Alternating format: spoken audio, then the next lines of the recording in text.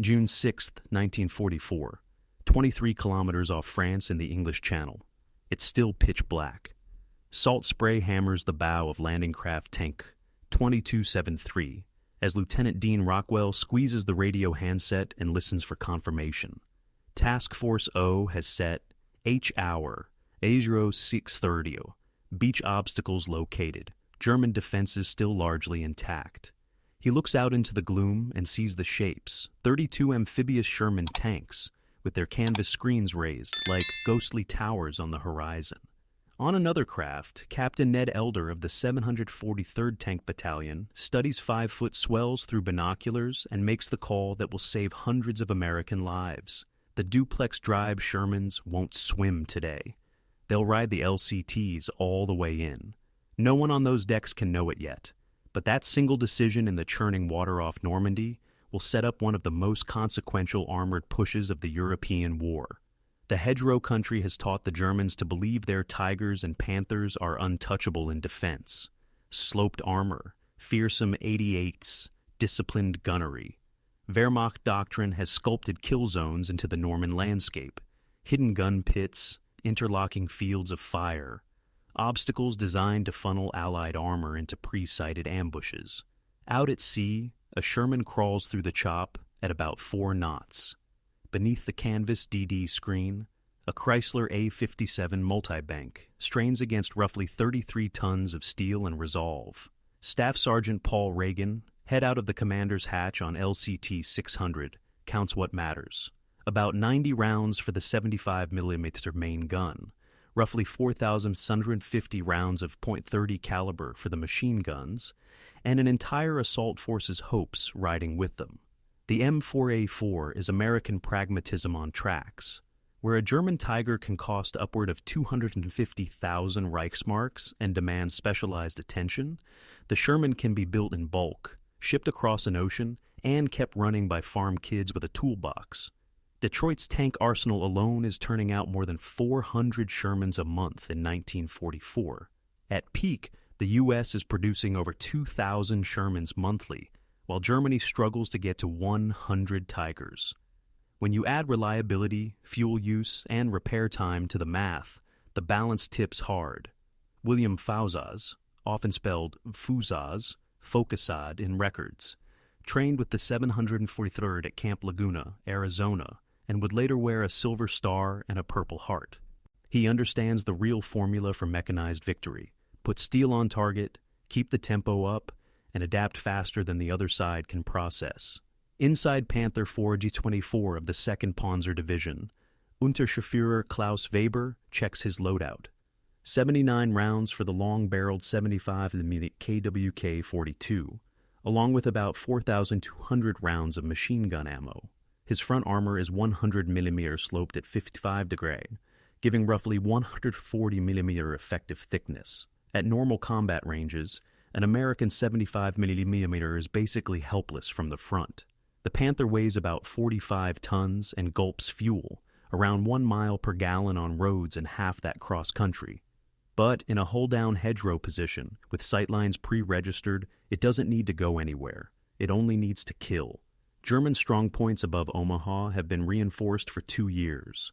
Wider Stands Nest 62, overlooking Easy Red, nests multiple MG positions, a 50mm anti-tank gun, and mortar pits.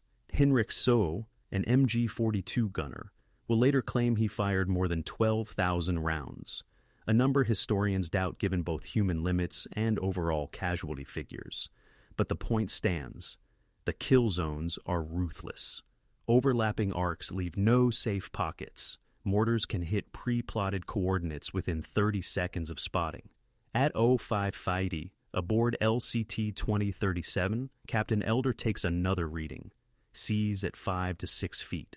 Wind 18 knots from the west. DD canvases are rated for about 3-foot seas. Of the 64 DD Shermans slated to swim at Omaha, only 29 will try. Those from the 741st on the eastern side, 27 of them, will sink in the frigid channel. Elder's 743rd won't roll the dice. His 32 DD tanks and support vehicles will go straight to dog green and dog red in their landing craft. thin-skinned boats under direct fire versus losing tanks and crews before they ever shoot back. The math favors taking the beach in steel and plywood, rather than watching armor disappear beneath whitecaps. At A6:15, naval guns begin to speak. USS Texas lobs 14-inch shells into the bluffs over Omaha. USS Arkansas adds 12-inch fire. Destroyers creep within 1,000 yards to fire point-blank at anything they can see. The plan is a 40-minute pounding to shred the defenses before the first wave. Reality bites. Many shells overshoot. Low clouds force bombers to drop late. Of 446 B-24s hitting the Omaha sector, not one bomb actually lands on the sand. Shermans meet combat at 6:29, 1 minute before H hour. Company A, 753rd, with deep wading kits and tall exhaust stacks, rolls straight off into about 4 feet of water. Tracks grind onto the shingle as 75s swing toward the heights. German response is immediate and brutal. An 88 in WN-61 hammers 8 rounds in about a minute and a half. 3 Shermans erupt, ammunition cooking off in red-orange pillars visible from offshore. Machine gun tracers spark off armor like a shower of angry bees. Mortars walk patterns across the beach with mechanical precision. And yet, more tanks keep arriving. By 0700, roughly 40 Shermans are on Omaha. Some are already burning, others are stuck on obstacles or bogged in the stones. Those still moving begin working the gun pits methodically. German infantry trained to chew up incoming foot soldiers suddenly faces armored holes that shrug off rifle fire and answer with high explosive. Technical Sergeant John Duncan often rendered Ducon, Duan in unit notes. Of the 743rd hits in the second wave around 0640, a 50mm anti-tank gun scores 2 penetrations but misses anything vital. Duncan's driver, Private First Class Howard Froberg, floors it straight at the position while the gunner rams in 5 HE rounds. The gun falls silent. That becomes the pattern. With many radios drowned by salt water, individual tank commanders fight their own little wars, taking hits from lighter weapons, then smashing nests and embrasures with the 75 and the bow-mounted 30. That bow gun, common on American tanks, unusual elsewhere, proves priceless for suppressing close-in infantry, while the main gun works the hard targets. By 0730, the situation looks so grim that observers offshore worry the landing might fail. From USS Augusta, General Omar Bradley weighs whether to divert later waves to Utah. The 16th Infantry is being cut to pieces. Company A is effectively gone. Company E is down to 23 men from 180. The strand is choked with wreckage and wounded clinging to Belgian gates and hedgehogs for shelter. But everywhere a tank survives long enough to hammer a bunker, infantry starts to move again. Lieutenant Colonel Robert Ploger, often spelled Plugger, directs 743rd Company C to focus the fortifications at Les Moulins Charmeravieville draws. Crews use a trick practiced in training: white phosphorus to mark, then high explosive to finish. WP also sends burning particles through vision slits and gun ports, forcing defenders out.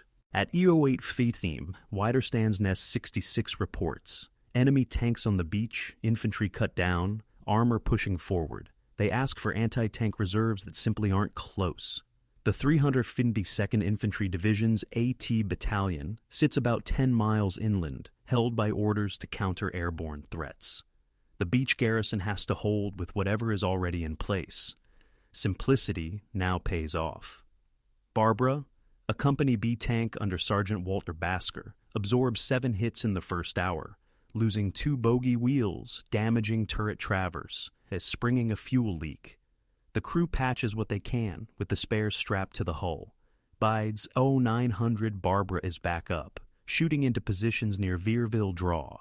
That's the Sherman edge. A battered Tiger or Panther often needs specialized recovery and a shop, while many Shermans can be field fixed by their own crews, or cannibalized from knocked-out hulls under fire.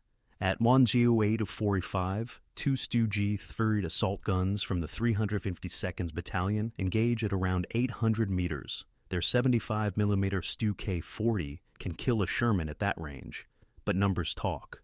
For every Stu G, 5 Shermans answer. The Stooges notch 2 kills before multiple M4s overwhelm them.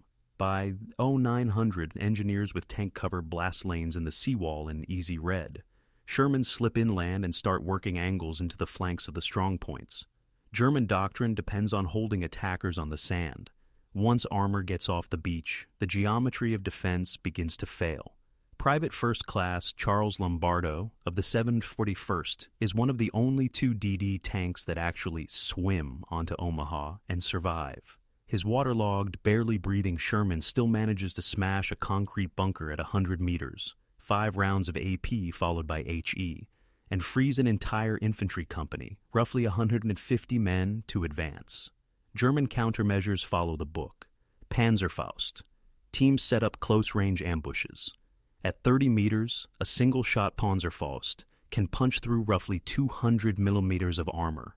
In the bocage behind the beach, every hedgerow could hide a team. But the Americans have learned the hard way from Kasserine and from Sicily.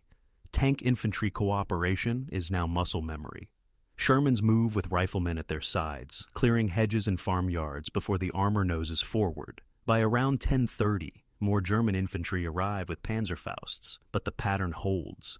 Tanks don't go alone. In the days after D-Day, heavier German armor will finally reach the area. Panthers from the 2nd Panzer Division and Tigers from the 101st SS Heavy Panzer Battalion, fighting near places like Caumont and Villers-Bocage. In duel after duel, the theme repeats. One Panther or Tiger is a beast, but American platoons trade space, suppress frontally, and work for side shots. It's ugly arithmetic, but American industry underwrites it. Trading 3 Shermans to kill 1 Panther is tolerable when you're making Shermans at something like 30 to every Panther Germany rolls out. By noon on D-Day, about 51 Shermans are still running on Omaha and just beyond. Losses are severe, roughly 40% destroyed or disabled, but the lodgment holds. Follow-on waves begin landing without the annihilation everyone feared. The psychological shock matters. The impregnable Atlantic Wall bleeds. At the 352nd's headquarters, General Dietrich Krase gets a mosaic of bad reports. U.S. tanks overrunning beach defenses, multiple WNs gone, enemy armor closing on Colville. By 1300, he can see Omaha is lost. Without a mobile armor reserve, he can throw at these tanks. Infantry can only fall back in stages. All day, the Shermans do more than win duels. They let engineers lift mines and cut obstacles without being scythed down by MG fire. They hit positions naval guns can't safely touch. And maybe most important, they calm terrified infantry. Once a tank starts moving forward, men stand up and follow it. Gear tested in secret now earns its keep. Deep wading kits trialed in Scotland let tanks roll off in deeper water and skip the nastiest obstacle belts. Waterproofed ammo storage prevents catastrophic cook-offs. And the field-installed infantry telephone on the rear deck lets grunts talk directly to tank crews even after radios drown. By 1400, tanks are inching toward their D-Day objectives, slower than hoped, because hedges on air photos turn out to be ancient earthworks 3 to 4 feet thick at the base, topped by dense growth and fronted by ditches. Try to climb one, and you expose thin belly armor. American improvisation kicks in almost immediately. Sergeant Curtis Cullen of the 102nd Cavalry Recon Squadron notices the German steel hedgehogs on the beaches could be cut up and welded to a tank's nose. Within hours, crews are fabricating crude rhino tusks. A Tennessee soldier named Roberts puts it plainly. Why not bolt saw teeth on the front and cut through? Cullen recognizes the genius. By dawn on June 7th, 15 tanks have them. Within a week, around 60% of American tanks in Normandy will carry some version of the Rhino. Hitler's insistence that Normandy might be a feint toward Pas-de-Calais slows the release of strategic armor. The 2nd SS Panzer Division, about 130 miles away, isn't cleared until late afternoon. By the time heavy SS units arrive in strength, American armor has blocking positions on the key approaches to the beachhead. At 1600, Company B, 753rd, meets its first Tiger Wise near Formigny. The tank, 101st SS, had been rushed from the Caen sector to stop the U.S. push. SS Unterscharführer Wilhelm Müller, a veteran of Kursk credited with 19 T-34s, points an .88 that can kill a Sherman at 2 kilometers. This time, American crews don't joust frontally. Lieutenant James Johnson orders smoke to blind the Tiger. One Sherman keeps the big cat occupied, while 3 use an orchard to work its flank. At 200 meters, they put 5 rounds into the engine deck. The Tiger dies in a cough of black smoke. Miller's crew bails, and the ripple runs through German lines. If a Tiger can be outmaneuvered and burned, what hope does infantry have? The ledger is still costly. For every flank kill, several Shermans are lost head-on.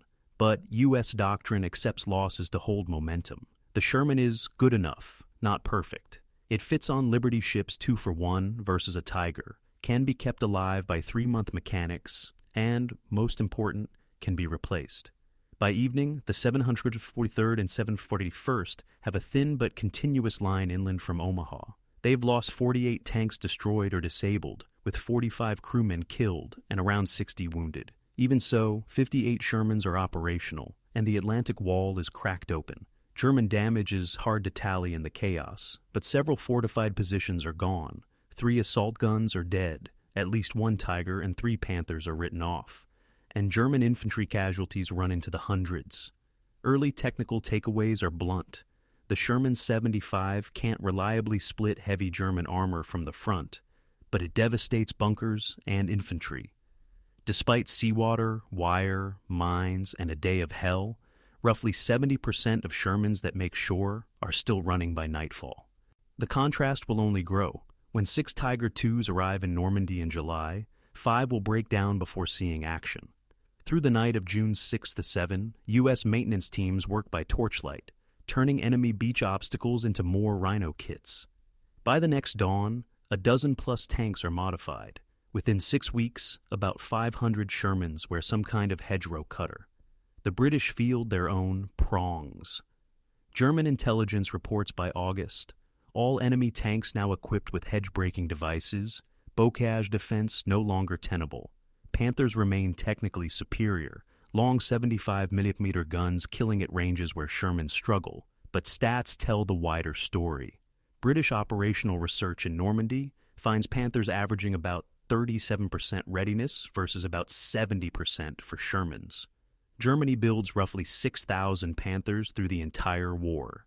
The U.S. produces 49,234 Shermans, nearly 50,000 with all variants. In Normandy alone, over 2,000 Shermans fight. Even if German tanks manage 3-to-1 exchange ratios, which they rarely do, it can't halt the tide. Lose 1 Panther, and 5 more Shermans appear. Lose 1 Tiger, and 10 more M4s roll off Mulberry Harbor's ramps. By August 1944, German armored strength in Normandy is effectively wrecked. The 2nd Panzer Division falls from about 180 tanks to roughly 25 runners. The 116th drops from around 190 to a fraction. The elite 1st SS Panzer, Leibstandard Adolf Hitler, can field only about 17 operational tanks out of an initial 150. In the Falaise pocket in mid-August, the endgame plays out. British, Canadian, Polish, and American forces squeeze. Crews abandon Panthers and Tigers on clogged roads, many out of fuel or beyond repair, and run. American losses hurt. The 743rd alone will write off 51 tanks in the Normandy campaign, with about 80 more needing heavy shop work. Crew casualties top 50%. But every loss is backfilled. For a Sherman burned, 2 more come across from England. For a fallen tanker, 3 new crewmen are in the pipeline. The bocage is a butcher shop. Average tank engagement distance is about 400 meters. First shot often means first kill. Crews develop gallows humor. Sherman lights first time every time. A nod to Ronson lighters, but they know each day they keep moving is a day closer to breakthrough. Private First Class Wayne Robinson of Company B later writes about his tank, Barbara. She wasn't the best in the world. The Germans had better. But she was there when we needed her. She took us through hell and got us home. That's all you can ask, from a tank or a friend. Firepower evolves, British Sherman. Fireflies with the 17-pounder that can crack a Tiger at about 1,000 meters start appearing in serious numbers. By August, about 1 in 4 British Shermans is a Firefly. U.S. units begin receiving 76mm armed Shermans in July. Better against armor, though still not a Panther killer from the front. The biggest leap, however, is doctrinal: combined arms, speed, and mass. Tanks don't operate alone. They're part of teams with infantry, artillery, engineers, and aircraft. That system beats any single best tank. German ace Otto Carius will later admit the core truth. The Americans understood war isn't about the perfect machine. It's about enough good machines, fuel to run them, parts to fix them, and trained crews. We had the best tanks, he'll say in essence. They had everything else. Post-war analysis reveals the cold stats of Normandy armor fighting. The average Sherman hit 1.2 times. Of those, about 60% are total losses, roughly 20% repairable in the field, and 20% needing depot work. Crew survival is surprisingly high, around 75%, thanks to big hatches and drilled escape routines. Panthers often take about 2.3 penetrations before they're done, but around 80% of those losses are permanent because recovery and repair during retreats prove impossible. Tiger crews fare worse, roughly 45% survival when their tanks brew up, thanks to ammo fires and tight exits. From these fields, American armor evolves fast. Hedge cutters turn into standardized dozer blades. Tank infantry phones become normal kit. The legend of invincible German armor takes a hit as U.S. crews learn to beat Tigers and Panthers with teamwork and angles. By late August, with the breakout across France underway, the strategic verdict is clear. Germany hasn't just lost a battle. It's lost the ability to wage mobile war in the West. The best Panzer crews are dead or captured. Training pipelines can't replace them. Critics will always point out the Sherman's flaws: thinner armor, a less powerful gun, a gasoline engine with fire risks, all true in isolation. But wars aren't fought in isolation. The M4 is the keystone of an industrial, logistical, and tactical system that outperforms the German alternative. Admiral Sir Bertram Ramsay will later sum it up. Victory at Normandy wasn't one weapon or one trick. It was Allied industry, logistics, and adaptation. The Sherman embodied that, imperfect but perfect for the job. The long shadow reaches into the Cold War. American designs like the M48, M60, and even early M1 Abrams inherit the same philosophy: reliability, producibility, and flexibility over chasing a single, perfect spec sheet. Heinz Guderian, architect of Blitzkrieg, will write, "We made the perfect tank. The Americans made the tank that won." There's the lesson. In modern war, good enough in overwhelming numbers beats best in limited ones. At Omaha today, a preserved Sherman from the 743rd still shows scars from that morning. Locals lay flowers. The inscription honors those who came in steel coffins to give us freedom. It fits the citizen soldiers who climbed into imperfect machines and turned them into winners with courage, ingenuity, and sacrifice. Zoom out to the production ledger, and the reality is undeniable. In June 1944, Germany fields around 1,500 operational tanks across all fronts. The U.S. alone builds roughly 2,000 Shermans that month. By August, Allied forces in Northwest Europe field about 4,000 tanks. The Germans have fewer than 500. In the arithmetic of industrial war, tactical superiority can't compensate for strategic scarcity. A Tiger can win a duel. The Sherman wins the campaign. Field Marshal Erwin Rommel had argued for armor reserves near the beaches. In papers recovered after his forced suicide in October 1944, he's blunt. The Americans will come with thousands. Not better, but thousands. We cannot stop thousands. He believed the war in the West was effectively lost the moment the first American tank rolled ashore. At 0629 on June 6, 1944, the 1st Shermans of Company A, 743rd Tank Battalion, did exactly that. The West's fate wasn't sealed then and there. Many would still die. But the direction of the war changed. Those 12 hours rewired doctrine for generations. Every serious military study since has reached the same conclusion. In modern warfare, industrial capacity, logistical reach, and tactical adaptation matter more than a single perfect platform. In Norman soil, Tigers and Panthers still rust, masterpieces of engineering, crewed by some of the most skilled tankers who ever lived, but ultimately outmatched by a system that could build, fuel, fix, and field enough good tanks to break an empire. The Sherman wasn't the best tank of World War II. It was the tank that won World War II. And in a war decided by math as much as heroism, that's the number that counts.